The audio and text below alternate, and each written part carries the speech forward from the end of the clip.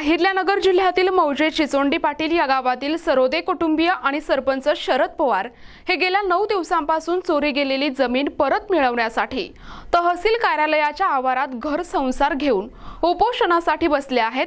9 दिवस उलटून गेले तरी त्यांना न्याय मिळत नाही। त्यामुळे नाईलाजाने आज सरपंच शरद पवार आणि सरोदे कुटुंबीय सोबतच सर्व पंचक्रोशीतील नागरिकांच्या वतीने तहसील कार्यालयावर हल्लाबोल सत्याग्रह आंदोलन करण्यात आले होते। अहिल्यानगर तालुका तहसीलदार तथा तालुका आणि महसूल प्रशासनाच्या गलथान कारभाराच्या विरोधात सत्याग्रह आंदोलन सुरू झाले असून अहिल्यानगर जिल्ह्यातील मौजे चिचोंडी पाटील या गावातील सरोदे कुटुंबीय आणि सरपंच शरद पवार हे गेल्या 9 दिवसांपासून तहसील कार्यालयाच्या आवारात घर संसार होऊन उपोषणासाठी बसले आहेत।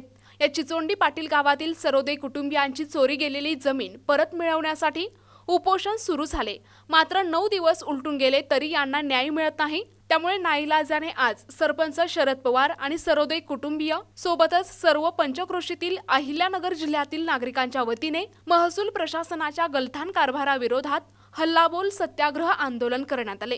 यावेळी घोषणांनी परिसर दणाणला होता। यावेळी सरपंच शरद पवार, प्रकाश पोटे, अरुण रोडे, नितीन पाटील लिगडे आदींसह पंचक्रोशीतील ग्रामस्थ आणि अहिल्यानगर जिल्ह्यातील नागरिक मोठ्या संख्येने उपस्थित होते। त्यानंतर आंदोलनाची दखल घेत तहसीलदारांनी आंदोलनकर्त्यांच्या सर्व मागण्या मान्य केल्या।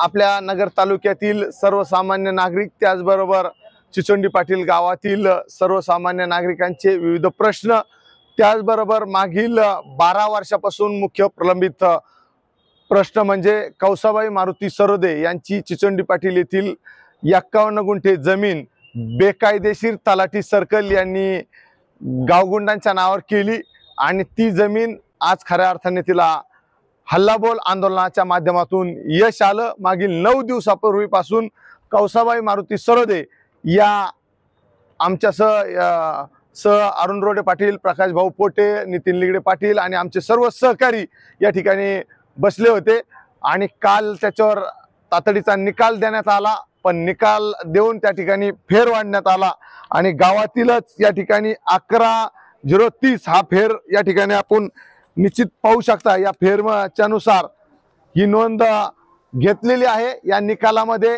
कौसाबाई मारुती सरोदे यांना 51 गुंठे क्षेत्र मिळत आहे असा फेर तयार झालेला आहे।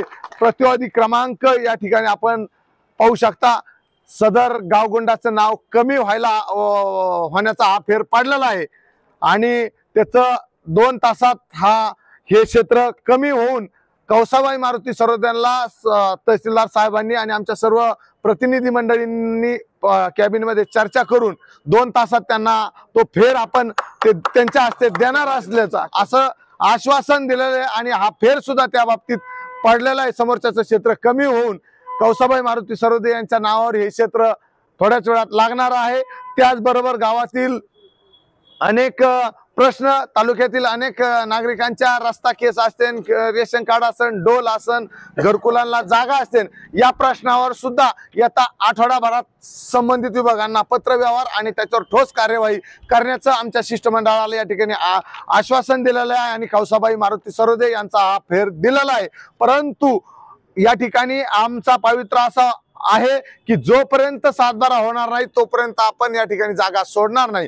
त्याच्यामुळं आपण ही लढाई अर्धी जिंकलेलो आहोत आणि अर्धी कौसाबाई मारुती सरोदे यांची लढाई अर्धी बाकी आहे। तोपर्यंत आपण या ठिकाणी आता येथील आंदोलन संपून आपण आपल्या सर्वसामान्यांच्या कचेरीमध्ये जाणार आहोत।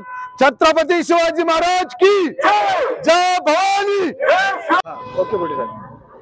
आज कौसाबाई सरोदे या चिचोंडी पाटील येथील भगिनी आणि त्यांच्यासोबत खंबीरपणे या ठिकाणी उपस्थित असणारे मागच्या 9 दिवसापासून नगर तहसीलदार कार्यालयाबाहेर ज्यांनी 9 दिवस त्यांच्या खांद्याला खांदा लावून आंदोलन केले असे आमचे मित्र चिचोंडी पाटीलचे सरपंच शरद भाऊ पवार आणि अरुण भाऊ रोडे आज 9 दिवसाच्या आंदोलनानंतर या ठिकाणी यश न मिळाल्यामुळं आज हल्लाबोल आंदोलन या ठिकाणी करण्यात आलं आणि या हल्लाबोल आंदोलनानंतर मला असं वाटतं प्रशासनाला जाग आली, त्याची कुठेतरी त्यांनी दखल घेतली आणि आज आमच्या एक 5 जणांचं शिष्टमंडळ नुकतंच तहसीलदार साहेबांना, शिंदे साहेबांना या ठिकाणी आम्ही भेटून आलो आहोत। त्या ठिकाणी त्यांनी एक आम्हाला अधिकारिक पत्र दिलं, त्यामध्ये कौसाबाई सरोदे यांच्या नावावर जो फेर आहे तो आता फेर नव्याने आलेला आहे. म्हणजे आपण समजायचं की आता एक अर्ध 50% काम आपलं झालंय आणि तहसीलदार साहेबांनी अगदी काही वेळात म्हणजे 1 ते 2 तासात कौसाबाई सरोदे यांच्यावर जे पूर्ववत त्यांचं जे 51 गुंठे क्षेत्र जे चोरीला गेलं होतं किंवा जे कटकारस्थान रचून प्रशासनाच्या अधिकाऱ्यांना धरून ज्या व्यक्तीने स्वतःच्या नावावर केलं होतं त्याच्या नावावर ते क्षेत्र आता कमी करण्यात आलेलं आहे. आणि मला असं वाटतं की ह्या आंदोलनाचं हे खूप मोठं यश आहे. सरपंच शरद पवार यांनी जी सर्वसामान्यांची कचेरी उघडलेली त्याचा हेतू काय आहे नेमकं? सर्वसामान्यांची कचेरी उघडण्याची वेळ तहसील कार्यालयात कमून आहे. मला वाटतंय शरद भाऊ यांनी 9 दिवस या ठिकाणी त्यांनी आंदोलन केलं आणि या 9 दिवसाच्या कालावधीत त्यांना या ठिकाणी हजारो लोक, मला वाटतं इथं दिवसाला 1000 लोक येतात, हजारो लोक यांना भेटली गेली.